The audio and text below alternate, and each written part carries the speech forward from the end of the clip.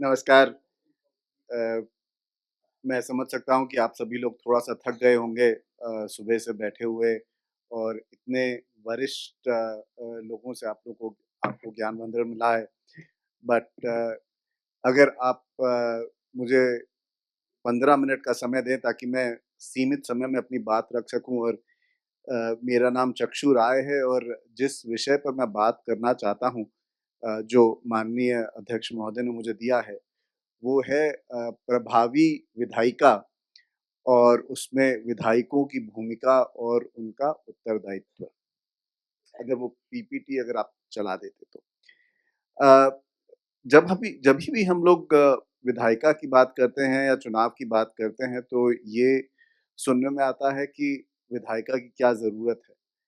But इसके पीछे एक पुराना हिस्टोरिकल कॉन्टेक्स्ट है जो कि हमारे देश के लिए काफ़ी ज़रूरी हो जाता है। एक छोटी-सी आपको वाकया बताता हूँ कि जब दूसरा विश्व युद्ध खत्म हुआ तो उसके बाद अंग्रेज़ी शासन से या कॉलोनियल रूल से काफ़ी सारे देश आज़ाद हुए।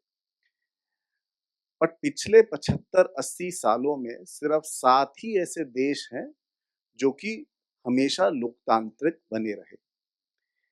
उसमें जो 6 देश हैं वो बहुत छोटे हैं। आइलैंड नेशंस जिन्हें कहा जाता है, मॉरिशस हो गया, बेलीज़ हो गया, जमैका हो गया, पापा न्यू गिनी, सोलोमन आइलैंड और वनाटू। ये 6 इतने छोटे-छोटे देश हैं कि इनकी जनसंख्या शायद रांची के किसी एक कस्बे से भी छोटी होगी। बट भारत ही एक ऐसा देश है जो कि पिछले 80 सालों से लोकतांत्रिक परंपरा के साथ चलता आ रहा है और ये जो डेमोक्रेसी है उसका डेफिसिट हम हर जगह देख रहे हैं।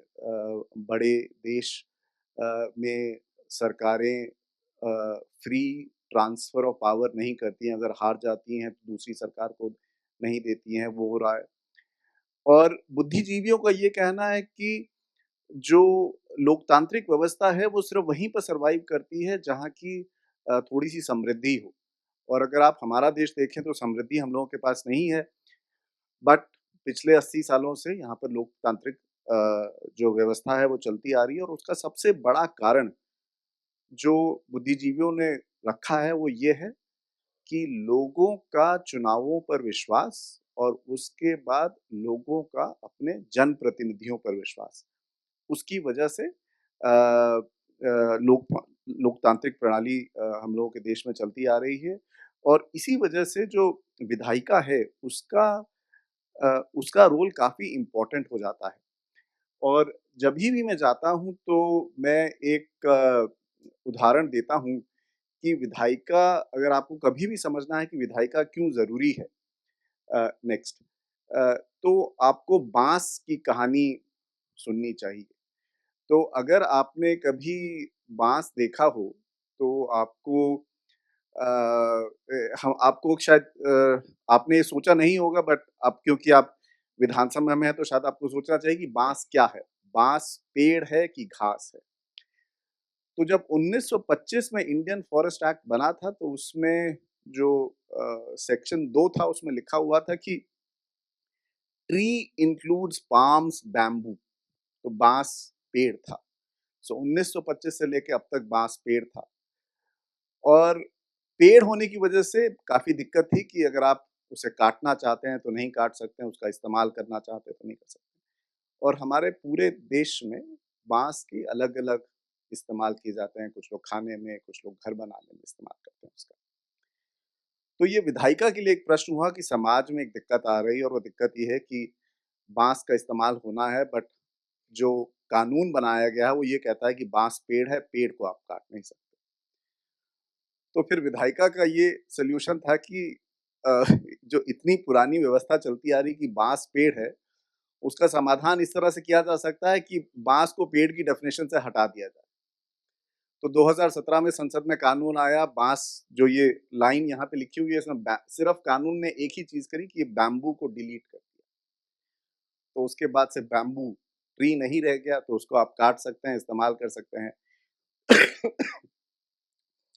तो ये दर्शाता है कि विधायिका अपनी कलम से अगर सिर्फ एक ही चीज़ डिलीट कर दे या ऐड कर दे, तो आप समाज के लिए क्या कर सकते हैं? अब नेक्स्ट स्लाइड। अब अ, जब आप विधानसभा में चुनकर आए हैं तो आप लोगों को बहुत-बहुत मुबारक।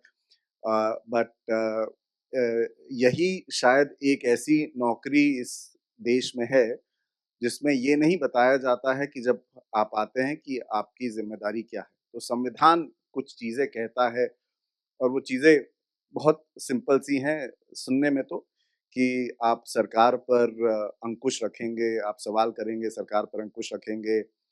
आप जनता से चुनकर आते हैं, जनता के प्रतिनिधि हैं, तो उनकी आशाओं और आकांक्षाओं को सबके सामने रखेंगे, आप कानून बनाएँगे और आपका बजट सत्र चल रहा है, तो राज्य का पैसा किस तरह से खर्च हो, राज्य की वित्तीय प्राथमिकता क्या हो, उसका आप लोग ध्यान रखेंगे। But next slide. बट आप अगर अपने ज़िम्मेदारियों को समझना चाहते हैं, तो मैं चाहता हूँ कि आप जो कॉन्स्टिट्यूशन में लिखा हुआ, उसके अलावा एक छोटा-सा ये समझें कि आप लोग जो अगले 5 साल में काम करेंगे अ, वो झारखंड का का भाग्य बताएगा और झारखंड के भविष्य का फैसला आप अगले 5 सालों में करेंगे और वो आप अगले 5 साल में जो बजट पास करेंगे, जो कानून बनाएँगे, वो अगले 25-30 सालों तक झारखंड को दिशा देता रहेगा। और आपका काम, आपका आचरण देश के लिए और आपके अपने राज्य के लिए एक उदाहरण बनेगा क्योंकि आपकी विधायिका ऐसी और भी विधायिकाएँ हैं। तो क्या जो एग्ज़ाम्पल्स झारखंड में सेट होंगे, वो एग्ज़ाम्पल्स और जगह फ़ॉलो होंगे कि नहीं होंगे? Next slide. अब आप विधायिका में काम करेंगे तो आपकी नज़रों पर मैंने चश्मा लगा रखा है, आपकी नज़रों पर भी एक चश्मा लगेगा। पहला तो बहुत ही आसान है कि आप जनता के प्रतिनिधि हैं तो आप जनता क्या चाहती है, क्या नहीं चाहती, वो आपको जनता का नज़रिया देखना पड़ेगा। अ, आप आप एक राजनैतिक पार्टी के टिकट पर चुनकर आए हैं, तो आपकी राजनैतिक पार्टी के क्या दृष्टिकोण हैं, क्या आइडियोलॉजी है, वो दूसरा लगेगा।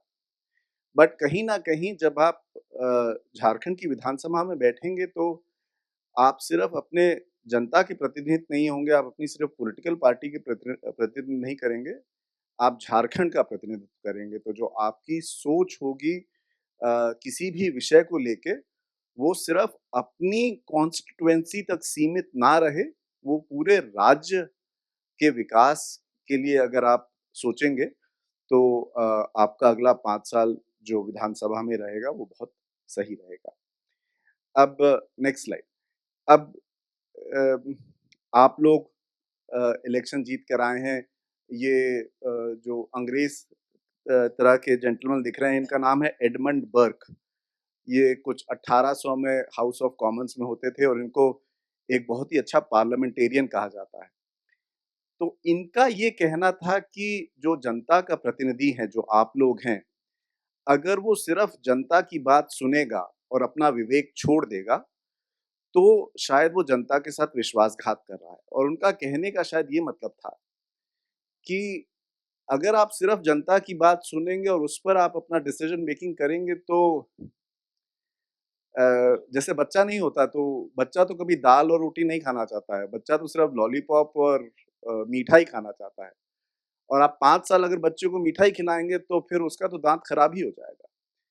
तो जनता जो आपसे चाहेगी अगर आप सिर्फ़ वही करेंगे तो शायद आपके राज्य का विकास नहीं होगा, आपके राज्य का भला नहीं होगा, तो कई बार आप लोगों को कठोर कदम उठाने पड़ेंगे और वो कठोर कदम आपको अपने विवेक से ये सोच के कि राज्य के लिए क्या ठीक है, उस पर आपको करना पड़ेगा। Next slide. अब अ, आप लोगों का विधानसभा का सत्र स्टार्ट हो गया, आप लोग देख ही रहे हैं कि सदन कैसे चलता है, तो मैं मोटे-मोटे तौर पर आपको एक थोड़ा-सा डायग्रामेटिकली बता देता हूँ कि जब सदन शुरू होता है, तो सदन का लंच से जो पहले का हिस्सा होता है, उसमें जब आप जन सरोकार के मुद्दे उठाते हैं, चाहे वो प्रश्नकाल में हो, चाहे शून्यकाल में हो, तो वो आप अपनी निजी responsibility you as a representative of the people आप उठाते हैं। बट लंच के बाद जो कार्यक्रम होता है जैसे बजट पारित करना या किसी विधेयक पर चर्चा, तो उसमें आपका जो अपना निजी नज़रिया है या आपका जो जनता का नज़रिया है वो हट जाता है, आपकी पॉलिटिकल पार्टी का नज़रिया आ जाता है। तो आपको ये चीज़ें नेविगेट करनी पड़ती हैं। मेरे 2-3 इसमें सुझाव ये रहेंगे। पहला ये कि अ, हर चीज़ में आपको तैयारी करके आनी है। जैसे मान लीजिए कहा जाता है कि प्रश्नकाल बहुत ज़रूरी होता है। माननीय अध्यक्ष महोदय जब अपना सुबह वक्तव्य दे रहे थे तो उन्होंने कहा था कि प्रश्नकाल ज़रूरी होता है और किस तरह से। तो कई बार हम लोग ये सोचते हैं कि प्रश्नकाल का मतलब ये है कि अ, आपने मंत्री से सवाल पूछा और मंत्री ने आपको जवाब दिया, तो एक ये सवाल-जवाब की मुहिम है। जब मैं अच्छे विधानसभा के सदस्यों को देखता हूँ या संसद सदस्यों को देखता हूँ, तो वो प्रश्नकाल का इस्तेमाल सवाल-जवाब के लिए नहीं करते। वो प्रश्नकाल का इस्तेमाल इसलिए कर सकते हैं, ताकि वो सरकार पर दबाव डाल सकें कि जो सरकार ने काम नहीं किया था, उस काम को सरकार पूरा करे। तो कई बार उनके सवाल इस तरह से होते हैं कि जिनका जवाब उन्हें मालूम होता है। तो मान लीजिए अगर बजट में किसी चीज़ का आवंटन हुआ था और वो पैसा नहीं खर्च हो रहा है, तो वो ये नहीं पूछेंगे कितना पैसा खर्च हुआ, वो ये पूछेंगे कि कितना पैसा दिया था और अब हालत क्या है? तो उसके बाद जब मंत्री महोदय सदन में आएँगे तो वो शायद सदन में आने से आके ये कहने से हिचकिचाएँगे कि भई 100 करोड़ विधानसभा ने आवंटन किया था बट हमने खर्च नहीं किया। तो सरकार को थोड़ा-सा एक प्रेशर मिलता है कि उस काम पर वो काम करे।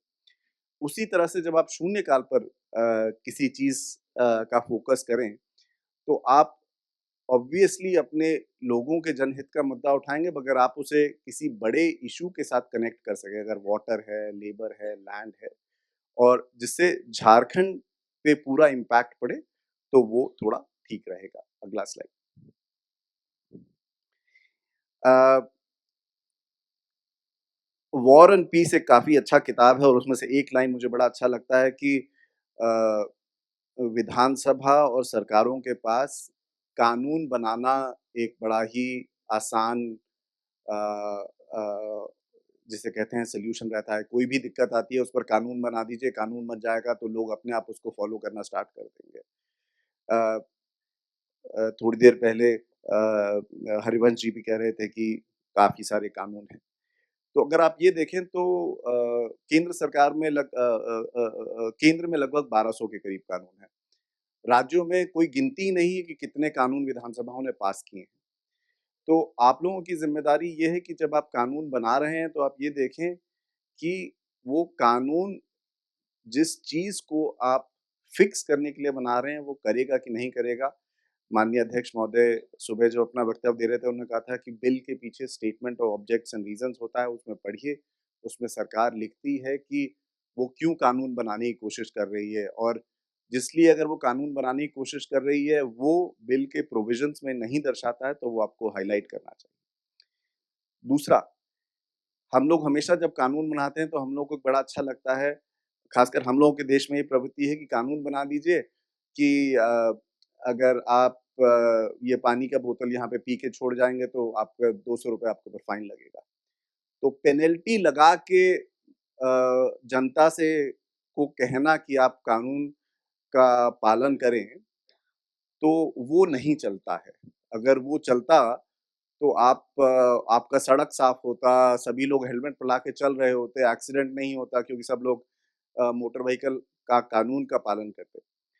तो आपको ये थोड़ा-सा ध्यान देना है कि जब आप लोग कानून बना रहे हैं, तो कानून के प्रावधान इस तरह से हों जो कि लोगों को एनकरेज करें कि वो कानून का पालन करें। ये नहीं कि आप डंडा बना देंगे और कह देंगे कि फाइन लगा देंगे, जेल भेज देंगे तो लोग उसके तरह से कानून का पालन करेंगे। एक आखिरी चीज़, कानून विधानसभा के अंदर डिस्कस होता है, उस पर जवाबदेही होती है, बट एक और काफ़ी इम्पोर्टेंट चीज़ रहती है वो ये है कि जो कानून है वो सिर्फ़ एक मसौदा होता है, एक स्केलेटल फ्रेम होता है ये बताने के लिए कि किस तरह से चलेगा। बट उसको चलाने के लिए जो रूल और रेगुलेशन होता है विधानसभा उसकी ज़िम्मेदारी सरकार को सौंपती है। तो वो जो रूल और रेगुलेशन है वो डिसाइड करेगा कि कौन से फॉर्म भरेंगे तो फिर आपको सरकार से मदद मिलेगी या सरकार से सर्टिफ़िकेट मिलेगा या किस तरह से रजिस्टर मेंटेन होगा या फिर सरकार आप उस स्कीम का या उस प्रावधान का कैसे इम्प्लीमेंटेशन करेगी। तो कानून को तो देखें ही देखें, कई बार कानून अच्छा होता है बट कानून को चलाने के लिए जो रूल, रेगुलेशन, डेलीगेटेड लेजिस्लेशन होते हैं, वो एक अच्छे खासे कानून को एकदम निरस्त कर देते हैं, एकदम उसको बेड़ियों में बाँध देते हैं। Next slide. अब पता नहीं मतलब मैं तो स्कूल और कॉलेज में था तो पिक्चर-विक्चर काफ़ी देखता था, तो शायद आप लोग में से भी कुछ लोगों को इस चीज़ का शौक होगा। तो आप लोग देखते होंगे कि जो पिक्चर है वो ढाई 3 घंटे का होता है। बट जो ढाई 3 घंटे का पिक्चर होता है, उसको बनाने के लिए मैं एक किसी से पूछ रहा था, तो तो मुझे जो आँकड़ा दिया गया तो ये था कि अगर पिक्चर का 1 मिनट का जो आप अपना स्क्रीन पर देखते हैं, उसको बनाने के लिए 3 दिन लगता है। तो अगर ढाई घंटे का पिक्चर है तो इसीलिए उसको उसके लिए सैटरडे, संडे मिला के आप देखिए तो ढाई घंटे का पिक्चर बनाने के लिए 3 साढ़े 3 साल तक लग सकता है। तो जो सदन की जो कार्यवाही है, जो आपके सामने देखते हैं, जो हम लोग टीवी पर देखते हैं, जो आप लोग जिसमें पार्टिसिपेट करते हैं, वो पिक्चर है, जो सामने दिखाई देता है। जो असल काम है विधानसभा का, वो विधानसभा की समितियों में होता है। तो समितियाँ मिनी पार्लियामेंट होती हैं क्या कहते हैं, जब हाउस नहीं होता तो वो कमिटी रूम में बैठती हैं और समितियों का 2 तरह का काम होता है। एक कि समितियाँ किसी तकनीकी विषय को डिस्कस करेंगी कि विधानसभा में कोई बिल आया और सरकार को ऐसा लगता है कि इस बिल पर ज़रूरत है ज़्यादा डेलिब्रेशन की, तो वो समिति में जाता है। और समितियाँ क्या करती हैं, क्योंकि समितियाँ एक ऐसे माहौल में काम करती हैं जहाँ पर कैमरा नहीं होता, तो वहाँ पर जो राजनीतिक प्रतिस्पर्धा है, जो एडवर्सेरियल एटीट्यूड होता है पॉलिटिक्स का, वो नहीं होता है। तो लोग साथ में बैठ के, साझा बैठ के काम करते हैं और ये सोचते हैं कि इस कानून को ऐसे और अच्छा किया जाए। दूसरा समितियों का ये फ़ायदा हो जाता है कि जो जनता के साथ आपको फीडबैक चाहिए, उसको आप हाउस के अंदर तो नहीं बुला सकते बट कमिटियों के अंदर आप लोगों को बुला के उनका फीडबैक ले सकते हैं। तो वो एक दूसरी अच्छी चीज़ हो जाती है। तीसरा, एज़ विधानसभा सदस्य आप लोगों के लिए अच्छी चीज़ क्या है कि कई बार क्या होता है कि आपको शायद विधानसभा के अंदर बोलने का मौका ना मिले, क्योंकि आप पहली बार चुनकर आए हैं या फिर कोई सीनियर सदस्य उस विषय पर बोलना चाहते हैं। तो समितियों में ऐसा नहीं है, समितियों में समय की कोई पाबंदी नहीं है, समितियाँ लंबे घंटे तक बैठती हैं, तो आपको पूरा बोलने का मौका मिलता है, आपको जो सरकारी एक्सपर्ट्स आते हैं, उनसे बात करने का मौका मिलता है। तो वो जो विधायी समितियाँ हैं, अलग-अलग तरह की होती हैं, पब्लिक अकाउंट्स है, फाइनेंस कम जो अलग फाइनेंस कमिटीज़ हैं, वो हैं, और उसके बाद बिल्स के ऊपर सेलेक्ट कमिटीज़ होती हैं, उसके बाद झारखंड विधानसभा के रूल्स और प्रोसीजर्स के अंदर कुछ और कमिटियाँ हैं, और वो कमिटियाँ इतना अच्छा काम करती हैं कि वो सिर्फ़ सदन के अंदर नहीं बैठती, वो बाहर टूर पर भी जाती हैं। तो आपको अलग-अलग जाके सरकार कामकाजी को देखने का मौका मिलता है। अ, एक राष्ट्रपति थे यूनाइटेड स्टेट्स के, वुडरो विल्सन, उनका नेक्स्ट स्लाइड, उनका ये वक्तव्य कहा जाता है जो कि मुझे काफ़ी पसंद है संसदीय समितियों को लेके। तो वो ये कहते हैं कि जब सदन सत्र में होता है तो वो सार्वजनिक प्रदर्शन पर होता है, तो आप लोग बैठते हैं, सीपी सिंह साहब कह रहे थे कि कुछ लोग रिपोर्टर का टेबल पर भी चढ़ जाते हैं। तो थोड़ा-सा हो-हल्ला होता है, वो दिखाने के लिए होता है, पॉलिटिकल पोस्चरिंग होती है। बट जो सदन का जो असली काम होता है, वो समितियों के अंदर होता है। तो आप जब अपना अगले 5 साल का विधायी जीवन देखें, तो उसमें सिर्फ़ आप ये ना देखें कि कब सदन बैठ रहा है, आप ये भी देखें कि जो आपका पार्टिसिपेशन हो सदन की कमिटियों में, वो भी उतना ही अच्छा हो जितना कि सदन के सत्र में हो। Next slide. अ, हम लोग सुबह से जब से बात कर रहे हैं, तब से एक चीज़ बार-बार उठ कर आ रही है, और वो है कि सदन में व्यवधान, और अलग-अलग तरह के आंकड़े आते हैं। एक बार लोकसभा से एक बार आंकड़ा आया था कि जब लोकसभा में व्यवधान होता है तो अ, हर मिनट का 2 लाख रुपए होता है। तो मैंने समझने की कोशिश करी कि भई ये 2 लाख पर मिनट कैसे आया? तो मालूम पड़ा ये कि सभी लोकसभा सदस्यों की तनख्वाह और फिर सभी सभा सचिवालय की तनख्वाह जोड़ दीजिए और उसको फिर मल्टीप्लाई और भाग कर दीजिए तो 1 मिनट का आपको मिल जाएगा 2 लाख रुपए। बट मेरा ये मानना है कि एक ये जो मॉनेटरी वैल्यू हम लोग लगाते हैं कि जब व्यवधान हुआ तो 2 लाख रुपए का नुकसान हुआ या 1 लाख रुपए का नुकसान हुआ, ये बहुत ही संकीर्ण सोच है। और ये सोच संकीर्ण इसलिए है क्योंकि जो आप काम करने के लिए आए थे उसकी पैसे से तुलना नहीं हो सकती। क्योंकि अगर ऐसा होता कि 2 लाख रुपए पर मिनट है, तो शायद कोई धनी-मानी संसद सदस्य होते, वो ये कहते कि अच्छा ठीक है 50 लाख रुपया ले लीजिए, अब हमको दे दीजिए, हम क्या कहते हैं व्यवधान करेंगे। क्योंकि अब तो आप हमने तो भरपाई कर दी ना पूरी। सोचने का तरीका ये होना चाहिए कि जब अगर सदन में काम नहीं हुआ, तो उसमें झारखंड के विकास के लिए जो बात हो सकती थी, उसका जो खोया अवसर था, उसकी भरपाई कैसे होगी? तो जभी भी आप व्यवधान की बात सोचें, तो सिर्फ़ आप इसमें ना सोचें कि हमने आधे घंटे का व्यवधान कर दिया, ये सोचें। आप ये सोचें कि 5 साल में इस आधे घंटे में और क्या चर्चा हो सकती थी, झारखंड और कितना आगे बढ़ सकता था। झारखंड के विकास के लिए आप उस समय में क्या कर सकते थे। अ, और ये मेरा आखिरी स्लाइड है। कल सुबह जब हम लोग बात करेंगे तो बजट पर, क्योंकि आपका बजट सत्र चल रहा है, बजट पर काफ़ी एक विस्तृत चर्चा रहेगी। मैं और मेरे सहयोगी हम लोग कोशिश करेंगे कि बजट की सारी तकनीकियों को आपको बता सकें, ताकि जब वो बजट का डॉक्यूमेंट आए तो आपको उतना डर ना लगे ये देखने में कि इतना छोटा-छोटा, बड़े-बड़े नंबर और टेबल्स आ रखे हैं। मैं यहाँ पर इतना सारा विधायी अनुभव है, मेरे को ज़्यादा कुछ नहीं कहना चाहिए, बट मैंने ये देखा है कि अ, अच्छी विधायी कार्रवाई का एक हॉलमार्क ये रहता है कि जब सदन में चर्चा हो रही हो तो आलोचना होती है। शब्दों का प्रयोग होता है। बट जभी भी विचारों की आलोचना होती है और व्यक्ति की आलोचना नहीं होती, तब सदन सुचारू रूप से चलता है। तो अगर आप चाहते हैं कि सदन में सुचारू रूप से डिस्कशन हो, एक एमिएबल एटमॉस्फियर रहे, आप लोग 5 साल तक सुबह सारे साथ में काम करें, तो मेरे इस सुझाव पर आप लोग थोड़ा सोचें कि व्यक्ति की नहीं, विचार की आलोचना करेंगे तो सदन अच्छा चलेगा। और जाते-जाते एक चीज़ और, जभी भी आप लोगों ने अपने विधानसभा में शपथ ली थी विधानसभा सदस्यों की, तो किसी ने शपथ अलग-अलग नहीं थी कि सत्ता पक्ष के विधानसभा सदस्यों की शपथ अलग थी और विपक्ष के विधानसभा सदस्यों की शपथ अलग थी। शपथ सबकी एक थी और शपथ का मकसद ये था कि आप सभी लोग संविधान का पालन करेंगे और उसके बाद जिस कारण से आप सदन में आए हैं, और वो ये है कि आप सभी लोग, चाहे सत्ता पक्ष हो, चाहे विपक्ष हो, आप सभी लोग चाहते हैं कि झारखंड एक अच्छी डायरेक्शन में जाए, एक विकास की तरफ जाए। तो ये आप सभी लोगों की ज़िम्मेदारी रहेगी और ये ज़िम्मेदारी आप अगले 5 साल तक निभाएँगे, ये मेरी उम्मीद और आशा है। इसी के साथ मैं अपनी बात को ख़त्म करता हूँ और कल सुबह जब हम लोग मिलेंगे तो काफ़ी सारा तकनीकी सत्र होगा।